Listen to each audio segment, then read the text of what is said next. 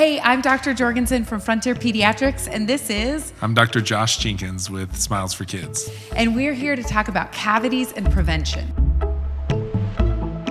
Cavities basically are the bacteria digesting any type of carbohydrate. And this maybe goes along with some of this advice. A lot of times we think of sugar or candy causing cavities. Mm-hmm.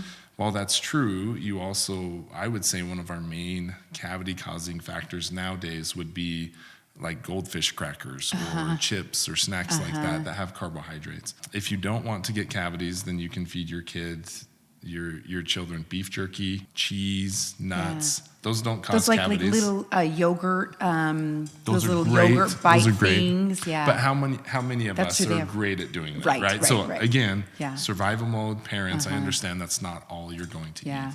But even things like fruit juices or goldfish crackers, any type of refined carbohydrates does allow the bacteria to digest carbohydrate, create acid, and acid eats away at teeth. Okay. So if a child goes to bed with a bottle of milk or juice at night, it does just kind of sit on teeth. And then it can cause cavities all night. Yeah, that makes sense. Tell me a little bit about like breastfeeding moms and breastfeeding through the night. Breastfeeding is actually really controversial on does it cause cavities or does it not cause cavities at night? We do see children that breastfeed exclusively and aren't eating a ton of carbohydrates that do get cavities.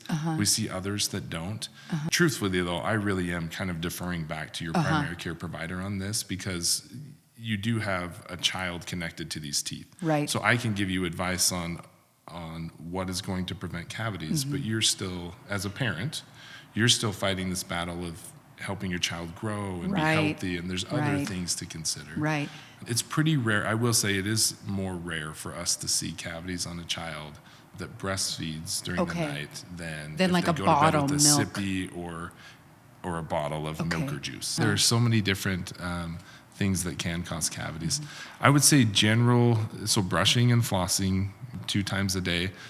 Flossing on your really young child is really not going to do a ton of good. When the teeth start to touch, and that's typically 3 or 4 years old, the teeth are starting to come together a touch in the back. That is when we typically start to see some cavities in between. Before that, brushing is really going to be the key. Because you've got that space. Yes, there's space in between the teeth. The toothbrush bristles can get everywhere they need to get and are really helpful in preventing cavities at that stage. And twice a day? Twice a day is fantastic. Yeah. And then the biggest factor is just limiting the frequency of snacking, carbohydrates kind of throughout the day. Is there a length of time you should be brushing teeth for? So 2 minutes for a young child is a lot. Yeah. I have never done that with my own children. Maybe never's strong, but you're typically not going to be brushing for 2 minutes. I would say if you can get to the surfaces. If your child has 8 teeth in front, 4 on top and 4 on bottom, that's probably going to be 20 or 30 seconds. It's a very quick brushing. You're just getting away the plaque, making sure that it's kind of clean along the gum line would probably be the most important parts to that. I think every parent can relate to my story about my son. So my son, God bless him, trying to brush his teeth was like pure torture. Yeah. And I mean, I vividly remember him being like 4 or 5, and I'm like, dude, we've been doing this every day. Like you're basically your whole life. And you would have thought like I was cutting off his finger every single time. What ended up working for us is I actually found an app that was like a toothbrush app, and it was like, brush your teeth, and they'd like sing a song, and then he'd watch these little cartoony characters brush their teeth, and then he would like do it. And he still would throw a fit sometimes, but it seemed like that was finally, and I wasn't a huge screen fan. I still am not a big screen fan, but I was like, okay, you can watch this stupid little game, and it gets us to brush our teeth, right? Yes. Do you have any other suggestions that you found has been really helpful for parents to try to kind of get through those battles of teeth brushing? So your experience is spot on. This is exactly what all of us go through with our own kids. Honestly, I tell parents, hang in there. You have to hang in there. And everybody's temperament's a little bit different. Your children are so different. Some of them are just relaxed. I have 5 kids.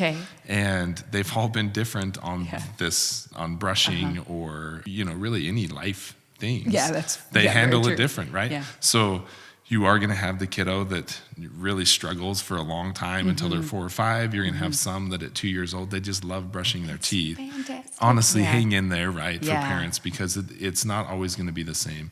You know, at our house, we did the brushing in the bathtub. All along the way, you're trying to, help them learn how to do it themselves. Kids need help brushing their teeth. Yeah. That is definitely something.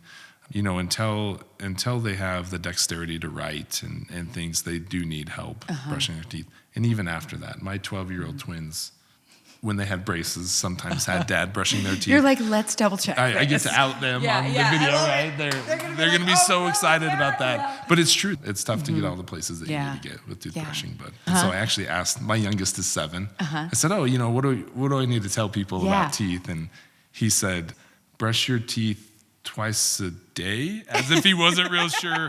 Maybe. Right? It's like everybody exactly. So I was like, I love remember, it. Twice a day. But it was cute because he's like, I think that's right. Yeah. So even at our house, we probably miss sometimes. Even the dentist, I guess is what I'm telling you, kid right? is like, yes. maybe I think that's know. correct. Yeah, I love it. So I love it. Anyway, that's awesome. Yeah. Let's talk a little bit about toothpaste. So you mentioned the importance of fluoride, and I mean, I think fluoride is kind of there. It's in the news a little bit more right now. I actually think I saw something that Utah is banning fluoride in their drinking water, and so can we talk a little bit about like fluoride in toothpaste, fluoride in drinking water? Can we just talk about fluoride in general? Like, teach me what I need to know, because I'm gonna play ignorant and say I don't know anything about this. So without going too far down a political rabbit hole, because it has been in the news, fluoride has been around for a long time. Fluoride is one of the only things that we know that has been proven to prevent cavities.